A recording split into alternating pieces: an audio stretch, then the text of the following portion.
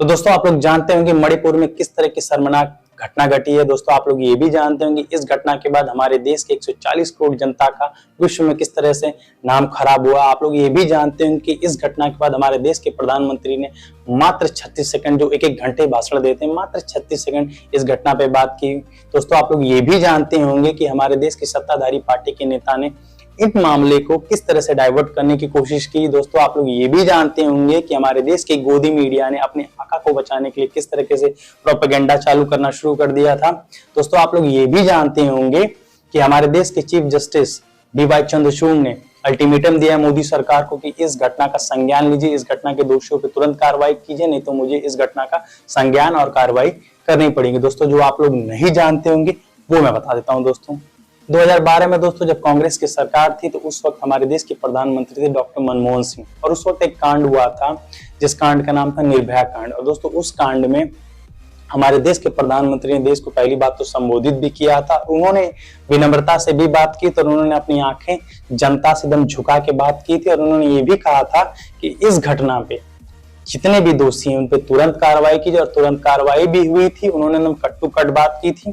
और दोस्तों इस वक्त को जो मामला, जो मणिपुर का जो मामला, और हमारे देश के जो प्रधानमंत्री जी हैं उन्होंने 8.5 मिनट का तो बयान दिया, लेकिन मात्र 36 सेकंड, 8.5 मिनट में मात्र उन्होंने 36 सेकंड मणिपुर पे के मामले पे बात की। और जितने भी उनका टाइम था वो राजनीतिक कटाक्ष कर रहे थे और स्टेटों की बातों को बता रहे थे और राजनीतिक जो चीजें थी उनको बता रहे थे। दोस्तों अब क्या कह सकते हैं, वो वक्त सही था कि ये वक्त सही था, वो प्रधानमंत्री सही थे कि ये प्रधानमंत्री सही। दोस्तों सवाल तो अब यही उठता है। दोस्तों प्रॉब्लम ये है कि chief justice of India D.Y.. Chandrachud ने मोदी सरकार को 7 दिन का अल्टीमेटम दे दिया। प्रॉब्लम ये है दोस्तों, प्रॉब्लम ये भी है दोस्तों कि उस प्रधानमंत्री मोदी पे अल्टीमेटम दे दिया कि जो किसान आंदोलन पे आज तक ढंग से चुप रहे, महिला प्रोटेस्ट पे आज तक चुप हैं, मणिपुर पे तो उन्हें मजबूरन बोलना पड़ गया। जो उन्होंने बोला देश जानता है, उन्होंने कितना बोला, मात्र 36 सेकंड बोला। प्रॉब्लम दोस्तों ये है, प्रॉब्लम दोस्तों यहाँ है कि मोदी जी की सब कुछ बिगड़ जाए, सब कुछ बिगड़ जाए, देश बिगड़ जाए, जनता बिगड़ जाए, सब प्रलय आ जाए, लेकिन हमारे देश के प्रधानमंत्री मोदी जी के इमेज पे किसी प्रकार का दाग नहीं होना चाहिए। और वो चीजें हमारे देश के अंधभक्त लोग कर रहे हैं। इस घटना के बाद वो किसी तरह से क्लेरिफिकेशन कर रहे हैं कि राजस्थान की घटना से इस घटना को जोड़ रहे हैं, और क्या कहते हैं कि छत्तीसगढ़ से इस घटना को जोड़ रहे हैं, पश्चिम बंगाल से इस घटना को जोड़ रहे हैं। दोस्तों मैं आप लोगों को अंधभक्तों में आप लोगों को बता देता हूँ, क्लियरली राजस्थान की घटना जो हुई थी उस पे भी 4 दिन के अंदर जब पकड़ लिया गया। पश्चिम बंगाल में जो बीजेपी कार्यकर्ता के साथ था तो उसमें भी तुरंत फैसला हो गया। और अंधभक्तों में सीधे क्लियरली बात कर रहा हूँ कि राजस्थान और पश्चिम बंगाल की घटना आप मणिपुर से जोड़ रहे हैं। जो 2 महीने से वो औरत, 2 महीने से वो लेडीज लोग किस तरह रहेंगी आप उसके बारे में सोचिए। अरे अंधभक्तों क्या हो यार, तुम लोग कतई दुनिया से अलग ही इंसान हो यार, कहाँ लगे हो।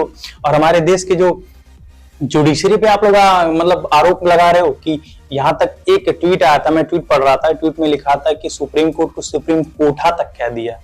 इतनी मोदी भक्ति में मतलब अंधभक्त हो गए हैं मोदी की भक्ति में लोग कि सुप्रीम कोर्ट जैसे हमारे जुडिशरी का मजाक उड़ा रहे हैं। दोस्तों यहाँ तक स्थिति पहुंच गई है।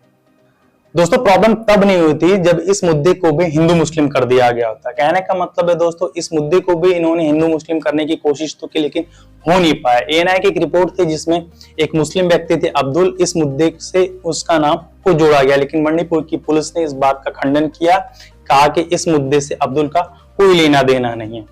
लेकिन भाई इसके बाद भी हमारे देश के अंधभक्त लोग तो हैं ही, हिंदू मुस्लिम पाक एकदम लग गए। कई भी सारे ट्वीट आपको देखने को मिलेंगे, काफी सारे ट्वीट इस पे देखने को मिलेंगे। लेकिन इसके बाद क्या कि जब मणिपुर की रिपोर्ट आई तो एएनआई ने अपने ट्वीट को, अपने जो उन्होंने प्रेस रिलीज की थी उसको डिलीट करना पड़ गया। दोस्तों यहाँ तक की स्थिति हो गई है देश में कि बस खाली मुस्लिम जातिवादी मुद्दा, धार्मिक मुद्दे को खोजते हैं लोग कि किसी तरीके से खोज दिया जाए। और हमारे देश की गोदी मीडिया तो लगी हुई है इस चीज को आगे बढ़ाने में, फट से आगे बढ़ा देती।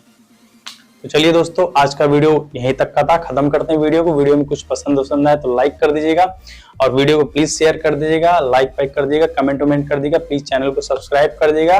बस लास्ट में जाते जाते बात तो यही कहूंगा आप लोगों से, प्लीज अपने अगल बगल की चीजों को ध्यान दीजिए, सोशल चीजों पे ध्यान दीजिए, और ये जो अंधभक्त वाले लोग हैं इनसे थोड़ा दूर भी रहिए।